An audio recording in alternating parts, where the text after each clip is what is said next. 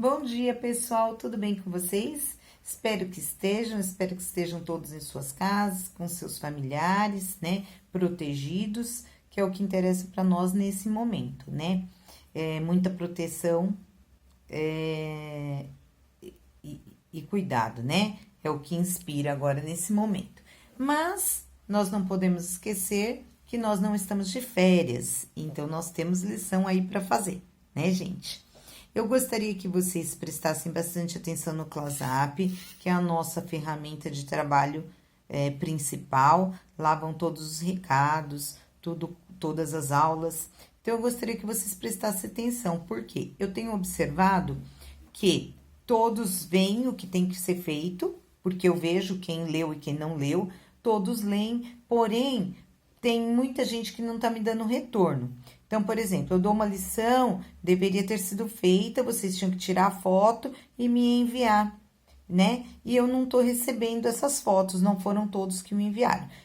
Tenho uma planilha, nessa planilha eu anoto todas as lições, todas as atividades dadas, tá bom? E eu tô vendo que tem gente que não me entregou. Eu só posso fazer as correções depois que todos me entregaram as atividades. Senão fica sem nexo eu passar a correção. Então, tentem colocar em ordem o mais rápido possível, né? Hoje mesmo nós vamos começar com a correção, porque foi dada a lição da página 53 a 60, e hoje nós vamos começar aí com essa correção, tá bom? Eu vou passar dia a dia, criem uma rotina de estudo, estudem diariamente. Eu não gostaria que vocês fizessem tudo de uma vez, porque são 6 aulas de português durante a semana. Eu vou passar todas elas hoje, porém, eu gostaria que vocês fizessem dia a dia, tá bom? Então, vamos lá, colocando no caderno direitinho, dia 23/3, conteúdo, objetivo e o que a professora mandar fazer, certo? Vão fazendo dia a dia. Aí, no dia 24, põe lá no caderno, 24/3, conteúdo, objetivo e tudo que deve ser feito, tá bom? Vai estar tudo especificado certinho no ClassUp e mais as aulas aqui que eu tô tentando explicar para vocês certinho como fazer direitinho, tá bom? Então, a gente vai começar a aula, né, falando aí que hoje, por exemplo, seria a correção, né, das páginas 53 a 60. Depois vem um pouquinho, vou falar um pouquinho para vocês sobre figuras de linguagem, que nós vamos ver aí essa semana ainda, né? Na verdade, a figura de linguagem, ela não tem o sentido próprio da palavra, né? Então, o que cabe dentro da figura de linguagem? Toda vez que você vê uma figura de linguagem, você tem que pensar, analisar. Geralmente, elas estão instituídas em poemas, enfim, várias situações. E aí, até em gibi, a gente vai ver figura de linguagem, né? Que a gente já viu lá no 6º ano, né? O catacrese, por exemplo, né? Tem algumas palavrinhas, figuras de linguagem, tem até um nome diferente, né? E eu vou pedir para vocês fazerem uma pesquisa sobre figuras de linguagem, porém, tem muito mais, elas são muitas. E aí, na apostila, tem algumas delas. A gente vai se aprofundar nessas da apostila. Quando eu fizer uma prova, uma atividade, eu vou cobrar essas da apostila. Quando vocês fizerem a pesquisa, pode ser que apareçam outras. Por que a professora está pedindo pesquisa se está na apostila? Porque tem outras. E aí, um dia, se vocês verem, vocês não vão falar assim, a professora ensinou errado, ó, ela nem falou que isso era uma figura de linguagem. Então, a gente tem que aprender que existem várias. E a gente vai agora, no momento, ficar mais com essas que estão aí na apostila, né? Uma delas é a personificação, que é quando é dado características humanas para seres inanimados. Então, essa é a personificação. Nós temos aí a comparação, que é quando você compara uma coisa com a outra. Quando a gente utiliza palavras como tal qual, como, que nem alguma coisa, isso daí são palavrinhas que dão ideia de comparação. Não é difícil da gente aprender as figuras de linguagem, porque a gente tem que... a gente observa. Quando a gente está lendo lendo o texto, fica fácil da gente ver se é uma comparação, se é uma personificação, tá bom?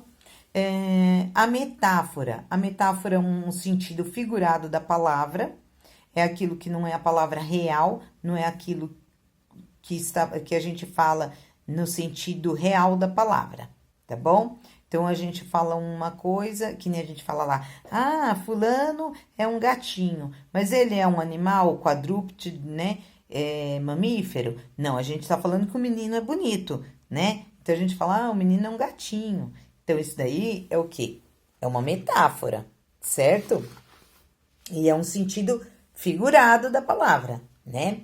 Nós temos aí a metonímia, que são palavras que você vai observar quando dentro do texto a gente tem, assim, a ideia de uma parte pelo todo, tá?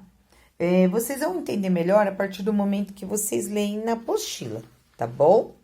Nós temos a hipérbole, que é quando a gente fala algo exagerado, né? No sentido bem exagerado, que nem eu falo assim, vocês levaram 10 horas para fazer isso daqui. Quando, na verdade, você levou 10 minutos. Mas era para ter feito em um tempo menor, um prazo menor, então eu exagero falando lá, você levou um século para fazer a lição, né? Por exemplo, isso daí é uma ideia. A sinestesia são palavras que utilizam do quê? Utilizam dos sentidos. Então, seu cheiro é doce, como... seu cheiro é muito doce, vamos supor. Então, assim, você é doce? Você não é um doce, certo? Para falar que você tem um cheiro doce, né?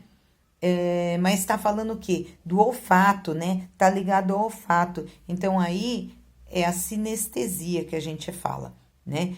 Toda vez que estiver utilizando algo que te lembre o quê? Que te lembre os sentidos. Aí a gente fala que é sinestesia. Então, essas daí são as figuras de linguagem que nós vamos ver aí ainda nessa semana. Depois nós vamos ver sobre logotipos e slogans, né? Logotipo é a imagem que aquela marca lança, que nem, por exemplo, a gente vê lá aquele tipo um bumeranguezinho assim, a gente já lembra o quê? É o símbolo da Nike. Então, logotipo é o símbolo, certo? E o slogan é aquilo que te faz lembrar aquela marca. Que nem toda vez que a gente fala assim, dedicação total a você, é o quê? A gente lembra logo das Casas Bahia, né? Então, o slogan da Casas Bahia seria dedicação total a você.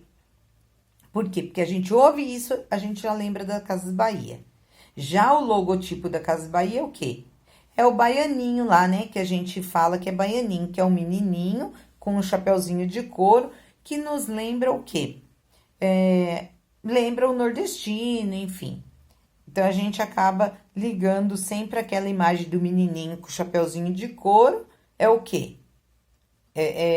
As Casas Bahia, é o logotipo da Casas Bahia, certo?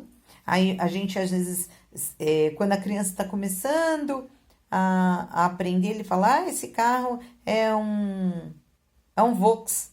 Por quê? Porque ele sabe que o símbolo da Volkswagen é aquele que nem um W, né? Que a gente observa. Então, assim, ou então o símbolo da Apple, a gente sabe que é o quê? A maçãzinha, né? Ninguém quer o celular que não tem a bendita maçãzinha, né? Ninguém quer o da perinha, todo mundo quer da maçãzinha. Por quê? Todo mundo sabe que é um logotipo, tá bom? Depois, nós vamos ver um pouquinho ainda essa semana sobre recursos, né? Que são recursos morfológicos, recursos lexossemânticos, recursos fonológicos. E aí, isso daí a gente vai ver, mas eu não vou poder ficar explicando para vocês, porque aí a gente vai fazer uma aula invertida. Eu vou pedir para vocês fazerem a aula e me mandarem. Então, a explicação vai vir de quem? De vocês. Se eu ficar explicando tudo para vocês, não vai ter o que vocês pesquisarem, ok? Beleza, gente? Essas serão as nossas aulas desta semana, tá bom? Vou mandar tudo por escrito via ClassUp. Gente, se cuida, saiu na rua, lava a mão, deixa o sapato fora de casa. Todo cuidado é pouco agora, tá bom?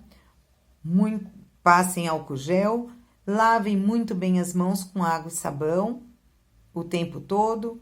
Evitem passar as mãos no rosto, que é uma coisa bem difícil pra gente. Eu tenho costume de falar tudo com as mãos, né, gente? Gesticular demais e tudo, eu ponho a mão no rosto. Então, a gente tem que tomar esses cuidados, tá bom? Um beijão, fiquem com Deus, tá?